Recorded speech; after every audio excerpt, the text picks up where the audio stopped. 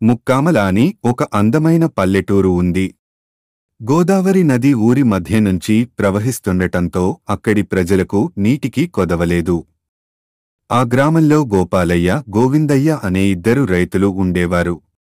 వాళ్ళు మంచి మిత్రులు కూడా. గోపాలయ్య ఉదయాన్నే నిద్రలేచి రచ్చబండ వద్దకు వెళ్లి కూర్చున్నాడు. అప్పుడే అక్కడికి గోవిందయ్య కూడా వచ్చాడు. ఇద్దరూ పరిధాన్యాన్ని ఎలా అమ్మాలి అని మాట్లాడుకోసాగారు.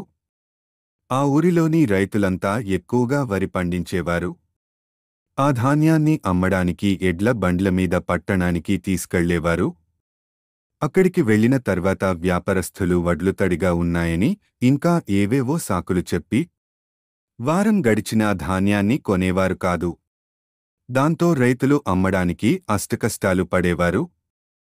మన ఊరిలోనే కొనుగోలు కేంద్రం ఉంటే ఇక్కడే ధాన్యాన్ని అమ్ముకునేవాళ్లం.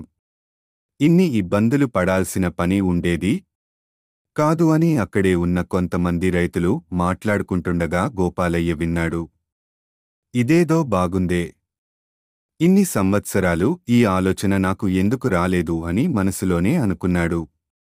వెంటనే ఆ విషయాన్ని గోవిందయ్యతో చెప్పాడు. ఇద్దరూ అధికారులను కలిసి కొన్ని రోజుల్లోనే గ్రామానికి ధాన్యం కొనుగోలు కేంద్రాన్ని తీసుకొచ్చారు. ఈ విషయం ఊరంతా తెలిసేలా చాటింపు వేయించారు. దాంతో రైతులంతా చాలా సంతోషించారు. అప్పటినుంచి ఆ ఊరి రైతులతో పాటు పక్క గ్రామాల రైతులు కూడా ఇక్కడే ధాన్యాన్ని అమ్మేవారు. ఆ కొనుగోలు కేంద్రాన్ని నడిపే బాధ్యతలు గోపాల గోవిందయ్య చూసుకునేవారు. ధాన్యంలో ఎలాంటి తరుగు తీయకుండా రైతులకు మంచి ధర ఇచ్చేవారు. ఇలా కొన్ని సంవత్సరాలు గడిచాయి. రాను రాను గోవిందయ్యకు డబ్బు మీద ఆశ పెరిగిపోయింది. గోపాలయ్యకు తెలియకుండా రైతుల వద్ద బస్తాకు కొంత మొత్తం చొప్పున వసూలు చేయసాగాడు. ఒకరోజు రైతులంతా ఓ చెట్టు కింద కూర్చుని గోవిందయ్య చేసే పనుల గురించి మాట్లాడుకుంటుండగా అప్పుడే అటువైపుగా వచ్చిన గోపాలయ్య చెవిలో పడ్డాయి. ఆ మాటలు విని చాలా బాధపడ్డాడు.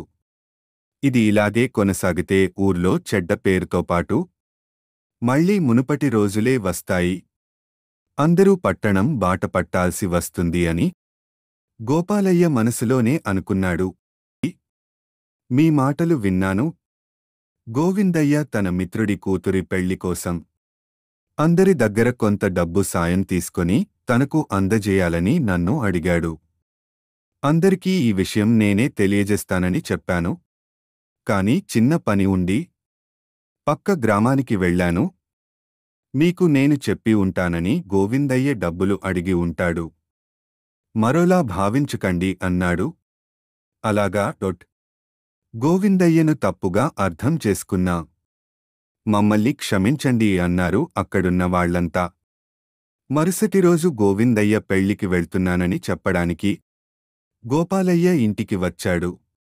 గోపాలయ్య భార్య రుక్మిణి తన భర్తతో, మీరు మీ మిత్రుడు గోవిందయ్య ఇద్దరూ కలిసే వ్యాపారం చేస్తున్నారు కదా? అతనికి ఎక్కువ లాభాలు వస్తున్నాయి. మీరేమో అక్కడికి అక్కడే ఖర్చులు సరిపోతున్నాయి అంటున్నారు అని అడిగింది. ఆ మాటలకు గోవిందయ్య తన మిత్రుని కూతురు పెళ్లికి డబ్బు సాయం చేస్తున్నాడు. ఖర్చుల కోసం నేనే నా వాటాలో కొంత డబ్బు ఇచ్చాను. తర్వాత మళ్లీ ఇస్తానన్నాడు అని బదులిచ్చాడు గోపాలయ్య. గుమ్మం దగ్గరే ఉండి ఈ మాటలన్నీ విన్న గోవిందయ్య మిత్రుడిని క్షమించమని వేడుకున్నాడు. డబ్బు మీద ఆశతో ఇలా చేశాను. నేను తప్ప చేసినా నా పరువు పోకుండా కాపాడావు. నిన్న నువ్వు రైతులతో మాట్లాడింది కూడా విన్నాను. ఇలాంటి తప్పు ఇంకెప్పుడూ చేయను. నేను రైతుల దగ్గర తీసుకున్న డబ్బును నిజంగానే నా చిన్ననాటి మిత్రుని కూతురి పెళ్లి ఖర్చులకు అందజేస్తాను అన్నాడు.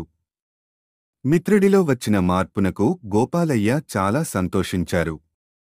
అప్పటినుంచి సంతోషంగా వ్యాపారం సాగింది.